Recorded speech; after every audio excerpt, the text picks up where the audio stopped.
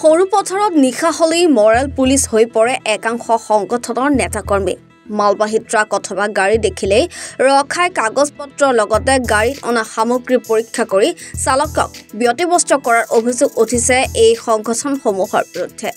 উল্লেখ্য উক্ত সংগঠন কেইটা সুপাৰি থকাৰ সন্দেহত তিনিখনকৈ ট্ৰাক ধৰি গটাইছিল সৰুপথাৰ সমজিলাৰ বৰপথাৰ আৰক্ষী আচৰিত কথাটো হল ট্ৰাক কেইখনত থকা সামগ্ৰী পৰীক্ষা নকৰাকৈ কোনো সন্দেহজনক সামগ্ৰী ট্ৰাক কেইখনত নাই বুলি ঘটনাৰ লগত জড়িত সংগঠন কেইটাই আৰক্ষীক এখন লিখিত কাগজ দিয়ে পৰৱৰ্তী সময়ত সাংবাদিকৰ উপস্থিতিত আৰক্ষীয়ে ট্ৰাক কেইখন পৰীক্ষা কৰোঁতে ধৰা পৰে সংগঠন কেইটাৰ মধ্যচাৰ পৰীক্ষা কৰোঁতে সুপাৰি বস্তাৰ ভিতৰত ধানৰ বস্তা ওলাল ট্ৰাক কেইখনত উল্লেখ্য কিছুদিন পূৰ্বে সিমেন্ট ভৰ্তি এখন ট্ৰাকো সুপাৰি থকাৰ সন্দেহত পৰীক্ষা কৰিছিল সৰুপথাৰত এতিয়া এছাম নেতাকৰ্মীৰ কাণ্ডজ্ঞাহীন কৰ্মই জনসমাজত হেয় প্ৰতিপন্ন কৰিছে সংগঠন কেইটাক এতিয়া এছাম নেতাকৰ্মীৰ বিৰুদ্ধে সংগঠন কেইটাৰ কেন্দ্ৰীয় নেতৃত্বই কি ব্যৱস্থা গ্ৰহণ কৰে হেয়া লক্ষণীয় হ'ব लोड हुआ था धान और यहाँ पे इन्होंने दूसरा कोई इलीगल माल के चक्कर में गाड़ी पकड़ लिया हमारा तो रात से गाड़ी थाने में बंद है अभी माल पूरा खोल के तिरपाल खोल के चेक किया है पूरा प्रोसेस किया है तो माल है नहीं गाड़ी में कुछ भी क्या था बोला था क्या इलीगल सामान माल कुछ नहीं बताया हमें क्या माल के हम बोल रहे कि इन्फॉर्मेशन है हमारे पास हमने बहुत मना किया बोला कि नहीं है कुछ भी माल गाड़ी में ऐसा कौन आदमी था ये कोई संगठन है कितने थे नहीं जानते कौन सा संगठन है कितने थे बजे का बात है ये रात 10-11 बजे के करीब का बात एक आप लोग 3 गाड़ी था ना 3 गाड़ी था साथ में तीनों गाड़ी एक ही पार्टी का है एक ही मिल का माल है हमने बहुत समझाने का कोशिश किया कोई नहीं समझा कहाँ से लाया था लेकर नौकुटी से लेकर यही आसाम नांगलेट से क्या है यहाँ पे धान है धान मिल में जाएगा मिल में जाएगा कहाँ जाएगा गंगामाटी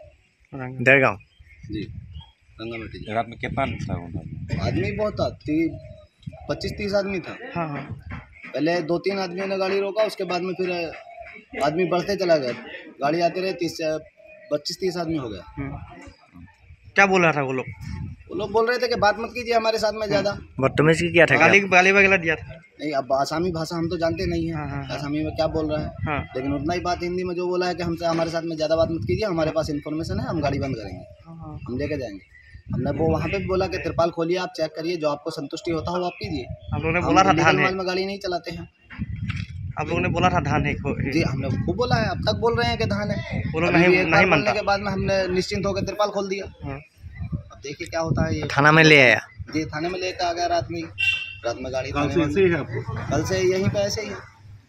अब क्या करेगा अभी अब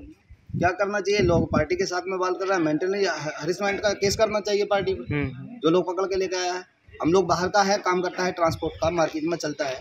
तो खाली ऐसे ही तो नहीं चलता तो बात चल रहा है पार्टी से बोल रहा है कि हम बात करेगा आप गाड़ी जैसा भी होगा गाड़ी निकालिए हम केस करेंगे इन लोगों के पास में गाड़ी कहाँ का है गाड़ी मेरा तो यूपी का है 2 गाड़ी यूपी है 1 गाड़ी आसाम नंबर है हम लोग तो रास्ता भी नहीं जानते थे नया रास्ता है इसलिए हम आसाम वाली गाड़ी के साथ साथ में जा रहे थे आपका नाम मेरा नाम कादिर है লিখা আমি 10:30 বজাত গাড়ীখন আমি আমাৰ বিশেষ সূত্ৰমতে খবৰ পাই আমি গম পাইছোঁ যে গাড়ী 3খন গাড়ী আহি আছিলে চুঙাজনৰ পৰা তাৰপিছত আমি গাড়ী 3খন আমি ধৰিলোঁ ধৰাৰ লগে লগে আমি বৰপথাৰ আৰক্ষী ভাৰপ্ৰাপ্ত বিষয়াজনক আমি লগালগ ফোন কৰি অৱগত কৰিলোঁ লগালগ আমি গাড়ীখন থানাতে লৈ গৈছিলোঁ ক'ত ধৰিছিলা গাড়ীখন আপোনাৰ এই বাগান চাৰিআলি বৰপথাৰ হয় কি আছে এতিয়া ইয়াত আমি বিশেষ সূত্ৰমতে গম পাওঁ যে চুপাৰি আছে বুলিয়ে গম পাওঁ আমি ধৰক গাড়ী ধৰোঁতে আৰক্ষী মানুহ আছিলে নেকি তোমালোকৰ গাড়ী ধৰোঁতে আৰক্ষী নাছিলে বৰ্তমান আমি দল সংগঠনৰ ল'ৰাখিনি আছিলোঁ এনেকৈ গাড়ী ধৰিব পাৰে নেকি নহয় আমি গাড়ীখন ধৰি লগালগ আমি বৰপথাৰ আৰক্ষী বিষয়া ভাৰপ্ৰাপ্ত আৰক্ষী বিষয়া লগালগ আমি অৱগত কৰিলোঁ আমি গাড়ীখনত আমি একো আমি হাত দিয়া নাই চোৱা নাই আমি সূত্ৰমতে গম পাইছিলোঁ ইয়াত চুপাৰি আছে তাৰপিছত লগালগ ছাৰলৈ ফোন কৰি আমি গোটেই কথাখিনি আমি অৱগত কৰিলোঁ তাৰপিছত লগালগ ছাৰে ক'লে আমি পেট্ৰলিং গাড়ীখনত মই পঠাই দিছোঁ এতিয়া আপোনালোকে যিহেতু বিশেষ সূত্ৰে গম পাইছে বুলি কৈছে এই এটা কথা কওকচোন যে আপোনালোকেতো আৰক্ষীখন লিখিত দিছে বুলি শুনিছোঁ দিছে নেকি লিখিত আমি একো নাই পোৱা বুলি লিখিতভাৱে দিয়া নাই আমি যে ছাৰক গাড়ীখন যেতিয়া চম্জালোঁ ছাৰক আমাৰ আৰক্ষী ছাৰক ক'লোঁ যে ইয়াত আপোনালোকে গাড়ীখন চেক কৰি আপোনালোকে নিতভাৱে কিবা এটা ব্যৱস্থা কৰক সংগীত বুলি নহয় আমি কি বুলি কয় হয়তো লিখিত কিবা ভুল হ'ব পাৰে ধৰক আমি গোটেই কথাখিনি আমি লিখোঁতে গোটেই কথাখিনি অৱগত কৰা হৈছিলে যে ইয়াত কিবা সন্দেহজনক বস্তু আছে বুলি গাড়ী নোচোৱাকৈ আপোনালোকে গাড়ী পাল নোখোলাকৈ আপোনালোকে লিখিত দি থৈছে ইয়াত একো বস্তু নাই বুলি তেনেকুৱা আপোনালোকে বিচৰা যিখিনি বস্তুৰ কাৰণে আপোনালোকে গাড়ীখন ধৰিছিলে কি বস্তু আছে বুলি ধৰিছিলে গাড়ীখন আমিতো কোৱা মতে চুপাৰী আছে বুলি আমি গাড়ীখন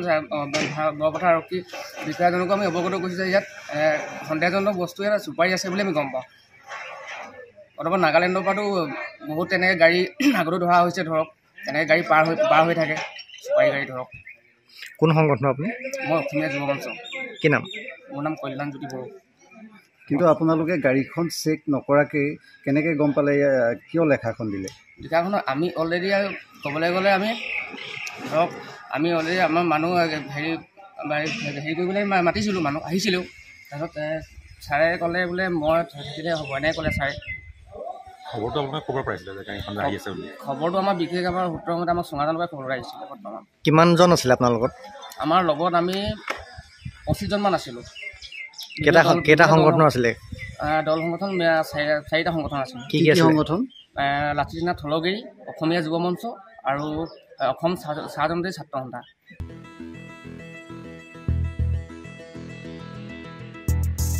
সৰুপথাৰৰ পৰা সুনীল বৰুৱাৰ ৰিপৰ্ট এনি ভাৰত 24